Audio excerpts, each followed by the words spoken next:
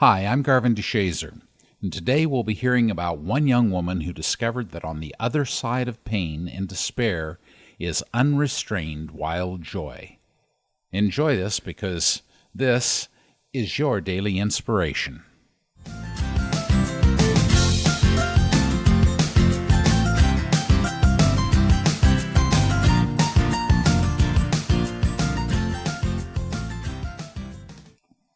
At age 19, Olivia was, in her words, one hot mess. She had burned through scores of therapists for 11 years and had tried to kill herself multiple times. She drank, used drugs, and screamed obscenities at her parents. When her private university threw her out of school, requiring that she stabilize before she returned, it was obvious that a change was needed. And it was also obvious that Olivia was not about to make that change. It was her parents who took the lead. After exhausting countless psychiatrists and psychologists, a Google search led them to Bruce, a man who is not a traditional counselor, but who simply loves people and teaches them how to be happier. It seemed the perfect match. Olivia was not a threat to Bruce, who was known for being unflappable in the face of danger. On countless occasions, people had screamed at him, and still he remained loving and firm toward them without batting an eye. There was also little to lose. At that point, Olivia was so far gone that nothing short of intensive guidance with a veteran would make a difference. So, with considerable trepidation and just a sliver of hope, the family packed up their car and drove 1,000 miles to Bruce's home. When Olivia arrived, she flopped herself down in a chair, folded her arms across her chest, and said, "I don't have to do crap."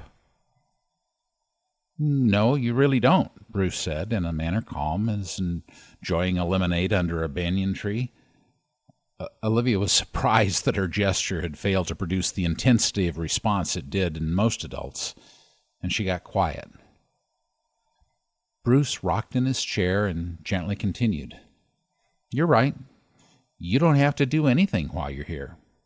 Not a thing. In fact, you can go back home right now. But if you'd like, I can tell you a secret." Immediately she was intrigued. "Like what?" she asked.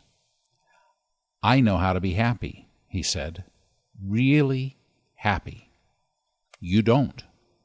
If you'd like, and only if you really want it, I'd be willing to tell you how you can learn to be happy too." Olivia was hooked, and the traces of petulance slowly dissolving from her face. He did have a point, she thought. She'd spent the last 4 years trying to kill herself. And while this man did not fit the picture of what she envisioned as happy, would she even know happy if it sat in front of her? Maybe it was time to listen. During the next 3 days, Olivia did listen. She learned. She cried tears expelling the pain of a lifetime. And she soaked up the love this man offered. As she felt more peaceful, she began to see a new way of living, one that did not include explosions of anger and fear. Over and over, she followed Bruce's loving guidance. When it got hard, she trusted more, and eventually she discovered a happiness totally unknown to her. A year later, she wrote to Bruce, "I've been watching myself for the past few weeks, and it's like I'm watching someone else. I am becoming so social. I mean, not compared to the social butterflies you see, but way more than I ever expected. I can't stop talking to people and listening to them. And the really surprising thing is that I haven't burned out. I'm not getting tired of people." Prior to her work with Bruce, Olivia had often hidden herself from people, so her observation of being social was no small thing. "I just want to keep going and see what happens," she continued. "I want to keep meeting people, exploring, learning, and living." For the first time, she began to see choices available to her. And I feel strong, she said. I've had some scheduling conflicts with one of my jobs, and in the past I would have either run away from the conflicts or fought like a wildcat. Now I just state what I'm able and willing to do, and then I leave it to my manager to make a decision. And here's another one. The other day, it was the 1-year dating anniversary with my boyfriend, Joel. And Joel bought me tickets to see a band I like, and he showed them to me on the day of the concert. I thought that was so sweet and thoughtful, but at that moment I just didn't feel like going. In the past, I would have felt super obligated to go. How could I refuse something kind like that without offending him, right? But this time I said, "You are so sweet to remember what I like, but for some reason I just don't want to go tonight." "That's stunning, Olivia," Bruce said. "When I first met you, you could have never been honest about what you really wanted. What you're doing now comes from real confidence." "And Joel wasn't even offended that I turned down his gift," she said. "It's amazing. Everything is changing. I'm having so much fun." You know, we often regret the difficulties and pain we encounter in life.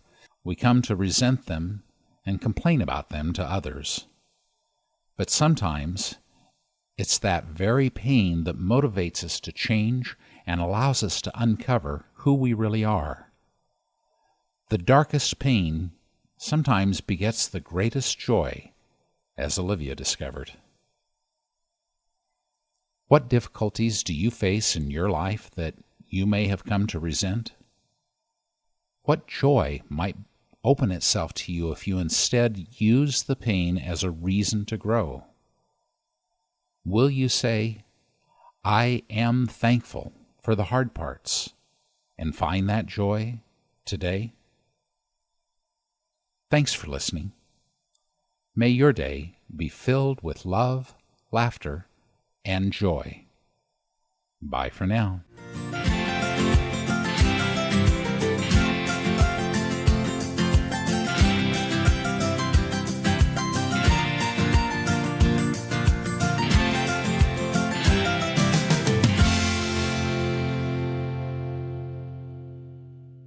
Hi, this is Scott, producer for the Daily Inspirations podcast.